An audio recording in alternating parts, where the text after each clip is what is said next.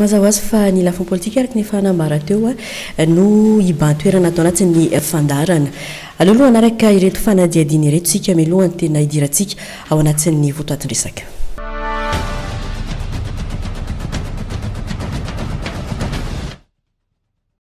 Ho toy ny fangatahana fametrapelan'ny filoham-pirenena ny fivoriana ireo mpanao politika vitsivitsy androany ho ny filohany antoko APM. Ny raharaham-pirenena tsy mandeha amin'ny laoniny no manosika azy ireo anio hevitra raha ny fanazavana.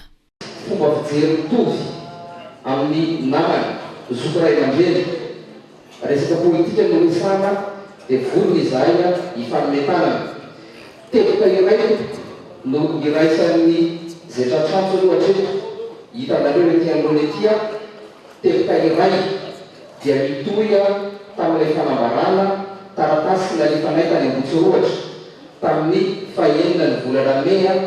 na tena tany Ambotsoroatra izay milaza ny tsy fitezan-zavatra rehetra misy teto Madagasikara dia nangataka izahay ampahendrena ampanajana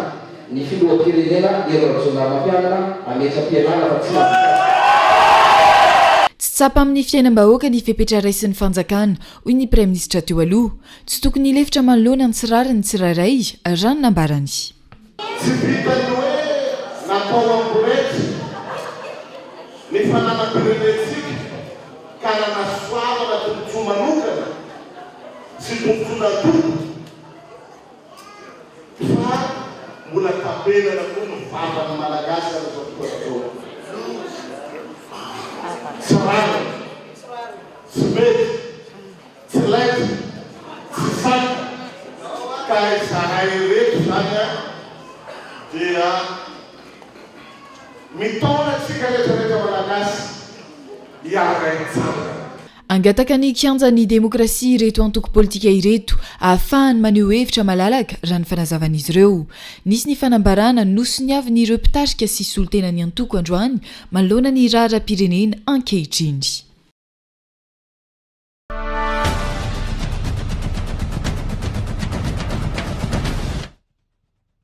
Nahery fiteny tamin'ireo antoko politika nanao ny hetsika mitsangana ary malagasy ny farany herinandro teo ireto antoko politika pomba ny filoha Rajaonarimampianina ireto tsy maro anisa akory ireo milaza ho manana ny maro anisa hoy ny filohany antoko HVM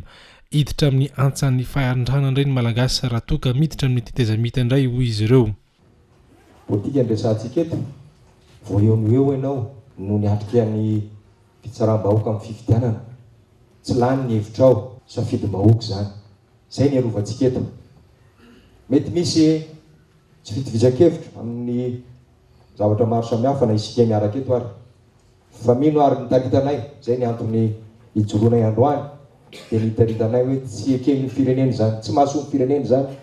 fa mila fitoniana ny firenena ahafahana mampandroso aty talazantsika ity. Fa raha atambatra ireo olom-boafidy eto amin'ity firenena ity dia tsy ampisalasalana fa 5,7 ireo olom-boafidy dia eto anatin'izany antoko rehetrarehetra voalaza teto zany koa iza zany ilay maro anisa. Manameloka ny fikasana anakirontana sy anonga-panjakana araka izany ireto antoko politika sy parlementaire ary vondrona antoko politika vitsivitsy ireto etsy ankilany manoloana izay fikasana anakirontana izay nilaza ny filohany antoko HVM fa anjarany fahefana mahaifa no mitady ny porofo rehetra raha toka misy tokoa ny fanankaramana olona anelitsao na famatsim-bola maloto. Mihoatra n'ilay fetra andaminana amin'ny fiarahamonina ina moa ny lalàna atao andaminana amin'ny fiarahamonitsika hoe na misy fahalalanao ary dia atreto ny fahalalanao satria mety anelingelina ny fahalalan'ny sasany koa raha fa tonga amin'ilay sehatra ireo olona mahay fitenena ireo olona manakorotana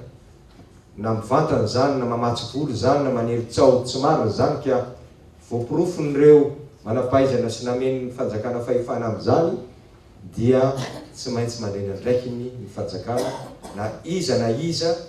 na ito amin'izay tazanareo aty amin'ny loana na ny manodidina eto na iza